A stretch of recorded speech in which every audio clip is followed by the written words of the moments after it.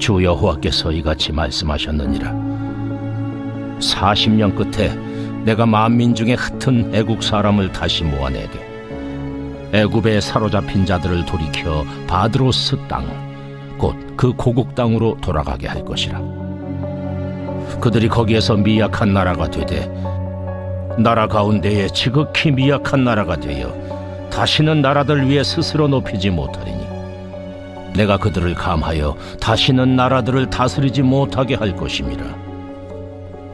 그들이 다시는 이스라엘 족속의 의지가 되지 못할 것이요 이스라엘 족속은 돌이켜 그들을 바라보지 아니하므로 그 죄악이 기억되지 아니하리니 내가 여호와인 줄을 그들이 알리라 하셨다 하라.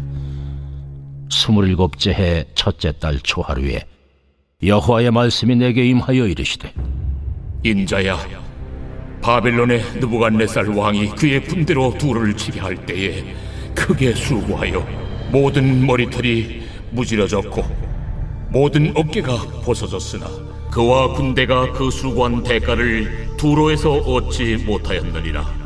그러므로 주 여호와께서 이같이 말씀하셨느니라. 내가 애굽 땅을 바벨론의 느부갓네살 왕에게 넘기리니 그가 그 무리를 잡아가며 물건을 노략하며 빼앗아 갈 것이라. 이것이 그 군대의 보상이 되리라. 그들의 수고는 나를 위하여 함인즉 그 대가로 내가 애굽 땅을 그에게 주었느니라. 주 여호와의 말씀이니라.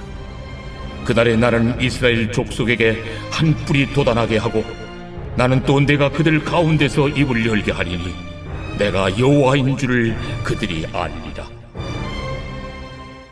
안녕하십니까, 큰숲교회 가족 여러분. 10월 5일 큰숲 매일 말씀 시작하겠습니다. 오늘 본문은 에스겔 29장 13절부터 21절 말씀입니다.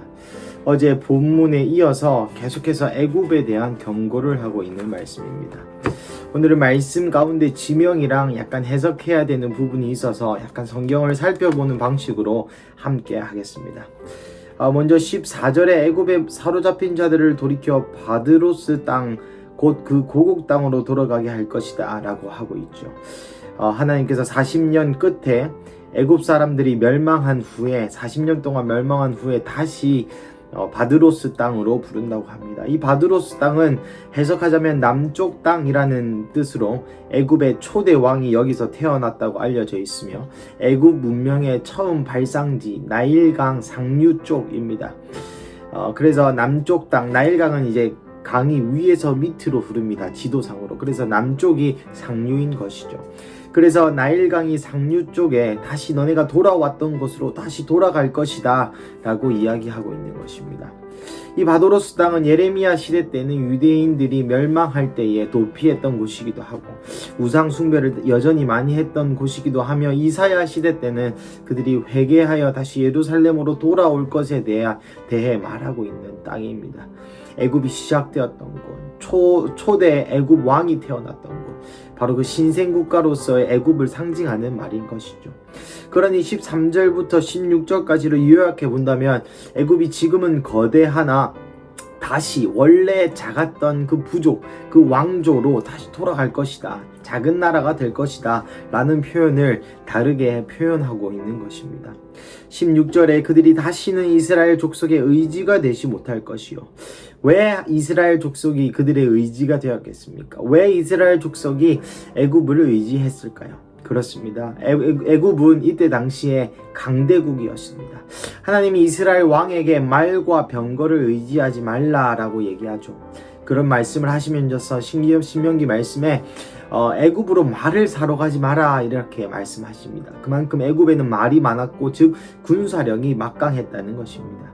그래서 이스라엘이 종종 외세의 침입을 받을 때 애굽에 SOS 우리 좀 도와줘 라고 이야기를 많이 하죠. 그렇습니다. 힘이 센 사람이었고 이스라엘이 하나님 대신에 애굽, 눈에 보이는 강력해 보이는 힘센 바로 그 애굽을 이스라엘이 의지했다는 것입니다. 계속해서 17절부터 20절은 바로 느부갓네살 왕이라고 표현할 수 있는 바로 이 바벨론 왕이 두로를 하나님의 명령에 의하여 하나님의 쓰심에 의하여 두로를 취하였을 때 두로의 땅에서 전리품을 많이 얻지 못하였기에 하나님께서 애굽을 그 전리품으로 주신다라고 이야기하는 장면입니다. 그리고 21절 그날에 나는 이스라엘 족속에게 한 뿔이 돋아나게 하고 나는 또 내가 그들 가운데서 입을 열게 하리니 내가 여호와인 줄을 그들이 알리라 하는 것이죠. 사랑하는 가족 여러분, 이 에스겔서는 굉장히 어려운 책입니다. 많은 이들이 에스겔서를 예언서로, 즉 나중의 예언서기 요한계시록과 비슷한 그 계시의 예언서로 볼 것인지, 아니면은 그 현실 예수님의 초림 그것을 예언한 예언서로 볼 것인지에 대한 많은 다툼과 이야기들이 있습니다. 하지만 많은 사람들은 또 이 에스겔서를 요한계시록처럼 예수님의 재림에 대해서 이야기하는 것으로 이야기합니다. 왜냐하면 에스겔의 많은 부분들이 현실에 이루어지지 않은 것들이 몇 개 많기 때문입니다. 그러므로 오늘 이 본문을 한번 읽어보실 때 애굽이 멸망한다는 것은 물론 이집트 그 자체를 뜻하는 것일 수 있겠으나 그 당대의 최강대국에 대한 이야기일 수 있습니다.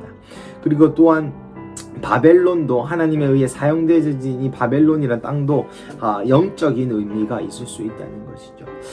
이렇듯 저렇듯 우리가 집중해야 될 것은 어떤 우리가 신학을 논하고자 하는 자리가 아니기에 오늘 저에게 주신 하나님의 말씀은 바로 21절입니다.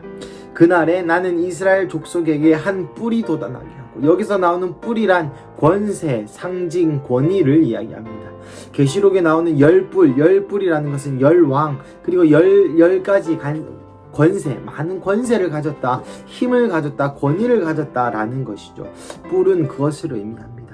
그날에 나는 이스라엘 족속에게 한 뿔이 돋아나게 하겠다. 이것은 수많은 사람들이 메시아적 권위로 인정합니다. 그날에 하나님이 내가 메시아를 보내겠다. 그날에 내가 다시 한번 너희를 구원할 그 구원자를 보내겠다. 그리고 나는 또 내가 그들 가운데서 입을 열게 하겠다라고 말씀하시는 것이죠. 이렇게 하나님이 바벨론을 통하여 두로를 멸망시키시고 또 최강대국이었던 애굽이 멸망하고, 이런 상황 가운데 하나님이 하시는 일은 무엇입니까? 그렇습니다. 애굽을 멸망시키는 것과 동시에 한 뿔을 이스라엘 족속에서 일어나게 하는 것입니다. 그렇습니다. 그 혼돈한 가운데 메시아를 보내주신다는 것이죠. 그리고 거기서 끝나지 않습니다. 이 메시아를 보낼 때에 하나님이 어떻게 하십니까? 네가 그들 가운데서 입을 열게 하신다고 하는 것이죠. 그렇습니다. 사랑하는 가족 여러분, 이것이 우리의 선지자로서, 성도로서의 사명입니다. 입을 여셔야 합니다. 어떤 입을 여셔야 됩니까? 이 나라가 혼돈하고 세상이 흔들리는 가운데 메시아가 오신다, 메시아가 오셨다, 메시아가 올 것이다 라고 예언하고 선포하고 대언하는 것이죠. 그럴 때에 내가 여호와인 줄 그들이 알리라 라고 하나님께서 분명히 말씀하고 계십니다. 사랑하는 가족 여러분, 에스겔서는 말씀드렸다시피 많은 공부가 필요한 책입니다. 또 많은 해석과 많은 논쟁이 있는 그러한 책이죠. 하지만 오늘 하나님께서 우리에게 주신 말씀은 무엇입니까? 이게 예언이었건 일어났건 일어나지 않았건 무엇입니까? 그날에 하나님께서 이스라엘의 족속에게 한 뿔이 돋아나게 하실 것인데, 그 한 뿔이 돋아나게 할 때의 성도로서의 사명을 하나님 오늘 우리에게 말씀하고 계십니다. 많은 이들이 그렇게 얘기합니다. 지금은 마지막 때라고 이야기하죠. 마지막 때에 우리가 가져야 될 성도의 사명이 무엇입니까? 그렇습니다. 바로 하나님의 말씀을 대언하는 것이죠. 그 하나님의 말씀이 무엇입니까? 메시아가 오신다. 예수님이 다시 재림하신다. 마지막 때가 가까워왔다. 예수님의 그 재림이 다가왔다라고 우리도 선포해야 될 선지자로서의 사명이 있는 것입니다. 그럴 때에 사람들이 뭐라고 합니까? 하나님이 여호와이신 줄 안다고 성경이 분명히 이야기하고 있습니다. 사랑하는 가족 여러분, 오늘 화요일이 아침 가운데 다시 한번 우리의 선지자로서의 사명을 깨달으시기를 축복합니다. 우리가 해야 될 것은 이 마지막 때, 많은 이들이 마지막 때라고 이야기하는데 이 마지막 때에 우리가 해야 될 것은 바로 그것입니다. 하나님의 다시 오심, 예수님의 다시 오심, 이스라엘 족속에 한 뿔이 날 것이다, 예수님이 다시 오실 것이다 라고 외치는 그 선지자의 선포하는 소리가 우리 가정, 우리 동네, 명장동, 부산, 한국을 넘어 전 세계에 퍼뜨려야 될 그 사명을 회복하시는 그런 아침 되시기를 축복합니다. 우리 함께 기도하시겠습니다. 하나님 아버지, 감사합니다. 우리 주님, 우리에게 이 사명을 주심에 다시 한번 감사합니다. 그날에 이스라엘의 족속에서 한 뿔이 날 것인데 그 뿔을 보고 그 뿔이 날 것을 예언하고 대언하는 것이 바로 이 마지막 때의 성도로서의 사명인 줄 오늘 우리의 말씀을 통하여서 말씀하여 주시니 감사합니다. 그날에 최강대국이었던 애굽과 같은 자도 무너질 것이고 그날에 하나님이 바벨론과 같은 예수를 믿지 않는 그 강대국을 써서 또 많은 나라들을 정복하시고 많은 나라들을 패망하게 할 것이고 하나님 이러한 세계 정세가 국제 정세가 혼돈한 가운데 그럼에도 불구하고 흔들리지 않는 단 하나의 진리 우리 예수님이 다시 오신다는 그 진리 예수님의 재림과 또 성도로서의 그것을 전파해야 되는 사명을 오늘 우리로 하여금 깨닫게 하시니 주님 감사합니다. 주님 이 화요일 아침 작지만 이 명장동에서 우리 가정에서 우리 동네에서 이 명장동 부산 한국에서부터 차근차근 이 선지자의 사명을 감당하게 하여 주시옵소서. 그리할 때에 그들이 하나님께서 이스라엘의 하나님 여호와라는 것을 깨달을 수 있는 그 복음의 진전의 역사가 일어나게 하여 주시옵소서. 주님 감사합니다. 이 모든 말씀 살아계신 예수님의 이름으로 기도드렸습니다. 아멘.